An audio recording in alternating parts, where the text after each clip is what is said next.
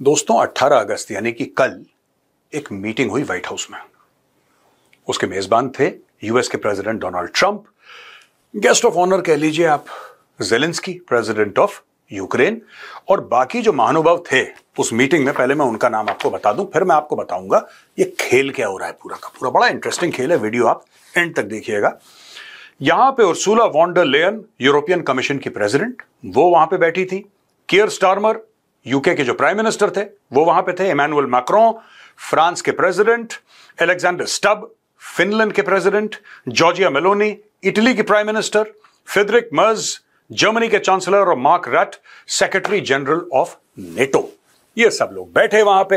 अच्छा, इन लोगों ने कई सारे डिस्कशन करे, पुतिन को ये बोलेंगे, ऐसा वैसा। और सब लोगों को अगर मैं ये पूछूं, जितने भी लोग देख रहे हैं, अगर मैं पूछूं कि ये लोग गए क्यों व्हाइट हाउस, तो आप बोलेंगे साहब जाहिर सी बात है मेजर साहब, ये लोग इसलिए गए कि लड़ाई रोक लें। किसकी? रूस और यूक्रेन की लड़ाई 3.5 साल से चल रही है।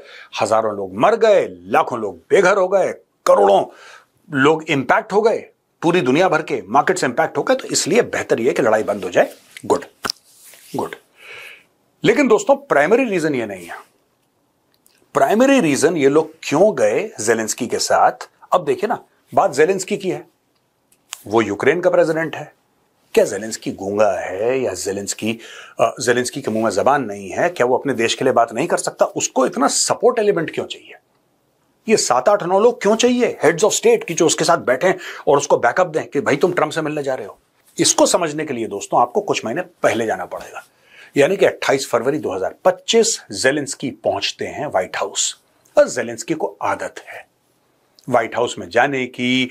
वहां पे मीडिया होगा, जेलेंस्की वेव करेंगे, hero of Ukraine, time magazine के कवर में उनकी फोटो, कांग्रेस के साथ खिताब हो रहा है, एड्रेस हो रहा है कांग्रेस के साथ, दुनिया भर की चीजें। Superstar Zelensky. जेलेंस्की को यह आदत थी, क्योंकि कई बार ऐसा अमेरिका में हो चुका था जब जो बाइडेन था राष्ट्रपति। अच्छा, बाईपार्टिजन सपोर्ट रहा है, यानी कि रिपब्लिकन पार्टी और डेमोक्रेट पार्टी दोनों ने यूक्रेन को सपोर्ट करा, तो इसमें कोई डाउट नहीं है। He was expecting the same treatment. अब हुआ ये कि जब वो 28 फरवरी को व्हाइट हाउस में घुसा, इसके साथ हो गया एम्बुश।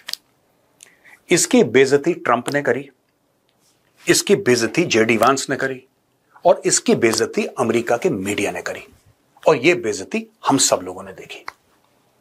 कल की जो मीटिंग हुई है उसको समझने के लिए 28 फरवरी जाना बहुत जरूरी है दोस्तों। पहली बात तो साहब, ट्रंप ने अपनी आवाज ऊंची करी और ऐसे बात करी जेलेंस्की से कि जैसे जेलेंस्की कल का कोई बच्चा हो, किसी देश का खुद मुख्तार देश का राष्ट्रपति ना हो, प्रेसिडेंट ना हो। राइट? हमने इतने पैसे दिए, हमने इतने पैसे दिए, हमने इतने पैसे दिए, वो पैसे गिनवा रहा था ट्रंप उसको। फिर कूद पड़ा बीच में ट्रंप का उपराष्ट्रपति जेडी वांस। जेडी वांस ने बोला, यू आर नॉट ग्रेटफुल, तुम थैंक यू नहीं बोलते, तुम गंदे आदमी हो, तुम एहसान फरामोश हो, you don't feel grateful, you don't convey gratitude. JD वांस ने डांटा। यहां तक कि एक जर्नलिस्ट ने यह सब बोल दिया कि क्या तुम्हें इतनी तमीज नहीं है, तुम अमेरिका के राष्ट्रपति से मिलने आए हो, सूट टाई पहन लेते, फॉर्मली ड्रेस है, तुम क्या पहन के आ गए? यहां तक बोल दिया। और जेलेंस्की की इतनी बेइज्जती करी, इतनी बेइज्जती करी कि बेचारा बिल्कुल रुआंसा सा हो गया। अब दोस्तों, जब पूरे यूरोप पे खतरा मंडरा रहा है और यूरोप के सर पे, लगभग आप मान लीजिए यूरोप के सर पे जब मौत नाच रही है, और सबको यह लग रहा है कि यार ये जो पूरा यूक्रेन का मामला है, आवी नेक्स्ट? यूक्रेन हमारे बॉर्डर से कितना दूर है? क्या रूस अगर कल चाहे तो हमारे पूरे के पूरे देश को, यूक्रेन तो फिर भी बड़ा है साइज में, यूरोप में भाई ऐसी ऐसी कंट्री है इतनी बिस्किट जितनी, छोटी छोटी छोटी, अगर आप ड्राइव भी करेंगे 3-4 घंटे में पूरा देश पार। ऐसे देश हैं। अब सबका गला सूखा हुआ है, पॉपुलेशन नहीं है, लैंड नहीं है, कुछ भी नहीं है, छोटे छोटे देश बने, अब क्या करें? तो दोस्तों ये सारी की सारी चीजें मद्देनजर रखते हुए ये लोग आए, जिनका मैंने नाम लिया था अभी, और ये लोग पहुंचे कल व्हाइट हाउस। मुद्दा सिर्फ ये नहीं था कि लड़ाई रोकें, मुद्दा ये भी था कि ऐसा ना हो, और सबसे बड़ा मुद्दा यही था, मैं आपको बता रहा हूं, ये मीडिया में डिस्कशन में नहीं है, लेकिन सबसे बड़ा मुद्दा यही था कि किसी तरीके से जेलेंस्की को पहले, पुतिन से तो बाद में बचाएंगे, पहले ट्रंप से बचा लें। ऐसा ना हो कि जेलेंस्की अकेला पड़ जाए, ट्रंप अपनी पूरी कैबिनेट के साथ उसके ऊपर चढ़ दौड़े और उससे कुछ साइन करवा ले या कुछ कमिटमेंट ले ले, जिससे कल हमारे गले का फंदा बन जाए मामला। राइट? तो ये सब लोग गए उसको सपोर्ट करने के लिए। दोस्तों एक बात ध्यान रखना, जो यूरोप सपोर्ट कर रहा है यूक्रेन को, आप ये मत सोचना कि वो दिल के बड़े अच्छे हैं और बड़े अच्छे इंसान हैं इसलिए सपोर्ट कर रहे हैं। नहीं, वो इसलिए भी सपोर्ट कर, अच्छे इंसान होंगे, मैं मना नहीं कर रहा, लेकिन एक और कारण है उनका सपोर्ट करने का, और उनका यह कारण है कि maybe we are next. एक है यूरोपियंस के दिमाग में चल रहा है कि ठीक है, आज ट्रंप ने भड़का दिया यूक्रेन को। कितना दूर है पोलैंड? आखिर कितना दूर है पोलैंड यार? आखिर कितना दूर है नॉर्वे? आखिर कितना दूर है फिनलैंड? सेंट पीटर्सबर्ग से, जो सेंट पीटर्सबर्ग है जो कि एक शहर है रशिया में, उससे फिनलैंड कितनी दूर है? ये लो पत्थर, इतना दूर है। अब अगर एक डिवीजन को मूव कर देता है पुतिन, एक डिवीजन को सेंट पीटर्सबर्ग से बोलता है कि जरा घूम कर आना, खत्म, एंड ऑफ स्टोरी, खलास। तो ये सब लोग डरे हुए हैं।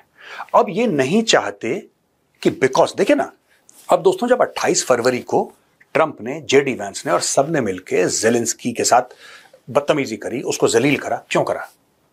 आपको क्या लगता है क्योंकि वो जेलेंस्की से नफरत करते हैं? नहीं नहीं नहीं नहीं, इसमें जेलेंस्की का रोल नहीं था, रोल नहीं था।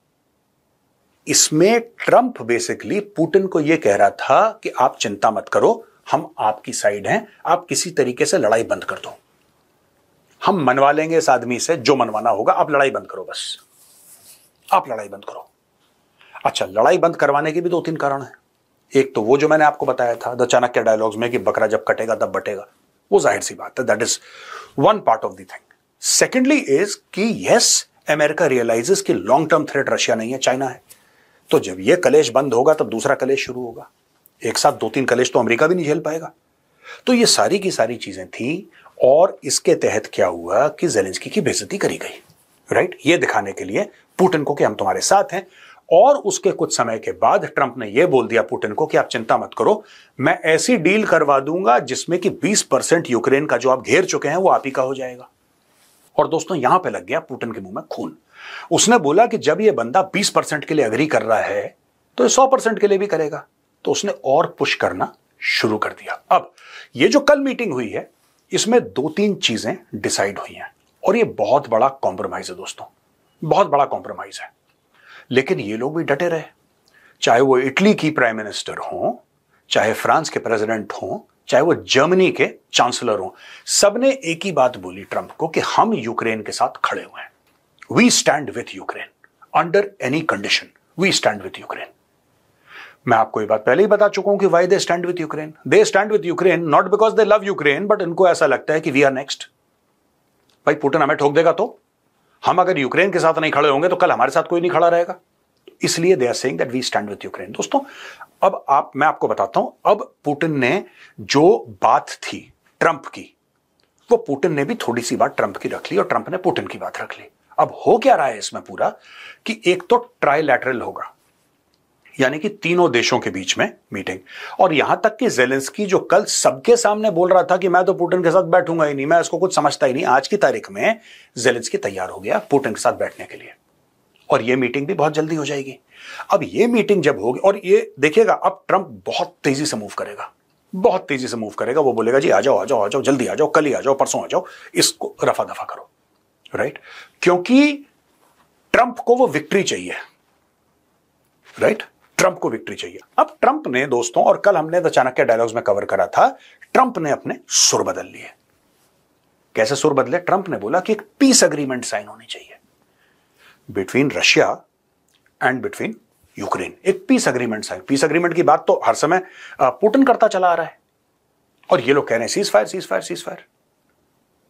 अब देखिए कल उसके मुंह से एक बात निकल गई, कह रहा है जो भी इंडिया पाकिस्तान का था या XYZ कंट्री, पता नहीं किस किस कंट्री में मैंने जो शांति करवाई है, मैंने तो सीज फायर करवाया नहीं कहीं पे। ये बंदा कल कहता है कि मैंने सीज फायर करवाई नहीं, वो तो पीस एग्रीमेंट थी, और 30 बार कह चुका है कि इंडिया और पाकिस्तान के बीच में सीज फायर मैंने करवाया। अब मुझे नहीं पता कि इसने सीज फायर करवाया कि नहीं करवाया, आप जरा वीडियो देखिए। All of us would obviously prefer an immediate ceasefire while we work on a lasting peace, and maybe something like that could happen. As of this moment, it's not happening, but President Zelensky and President Putin can talk a little bit more about that. You know, in the 6 or so wars that we stopped, we haven't had a ceasefire.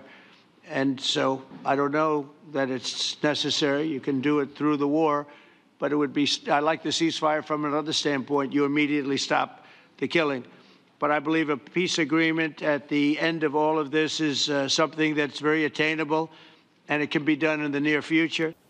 यहां पे clearly Trump बोल रहा है white house में 18 अगस्त को बैठ के कि नहीं, ये तो पीस एग्रीमेंट थी, और यही बंदा पहले कहता था कि मैंने सीज फायर करवाया। अब मुझे एक बात समझ में नहीं, क्या ट्रंप क्लियर नहीं है कि इसने भारत और पाकिस्तान के बीच में सीज फायर करवाया कि नहीं करवाया?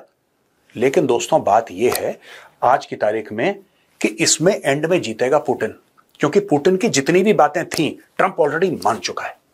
राइट? पुतिन सबसे पहले यह चाहता है कि यूक्रेन नेटो में ना जाए। डन, ठीक है, डन। दूसरी चीज, यह भी बात पुतिन ने कह दी है, यह भी बात कह दी है कि सारे के सारे जो सैंक्शंस हैं रशिया के ऊपर, जो हाई टैरिफ्स हैं या सैंक्शंस हैं लगभग, वो सारे के सारे हटेंगे, और वो भी आप देखना ट्रंप हटा देगा।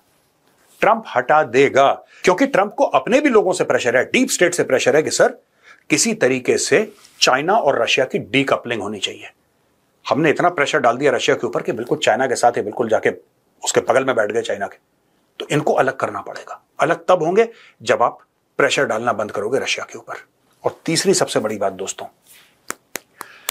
वो प्रेशर किस पे डाल सकता है? मैं डोनाल्ड ट्रंप की बात कर रहा हूं। दो तो पार्टियां हैं वहां पे, एक ज़ेलेंस्की और एक पुतिन। आपको लगता है कि डोनाल्ड ट्रंप व्लादिमीर पुतिन पे कुछ भी प्रेशर डाल सकता है और वो ऐसा आदमी है जो प्रेशर चुपचाप झेल ले? ना, प्रेशर अगर डाला जाएगा तो ज़ेलेंस्की के ऊपर डाला जाएगा, कॉम्प्रोमाइज करेगा तो ज़ेलेंस्की करेगा। क्यों? क्योंकि ज़ेलेंस्की जो है वो अमेरिका के रहमो करम पे पल रहा है।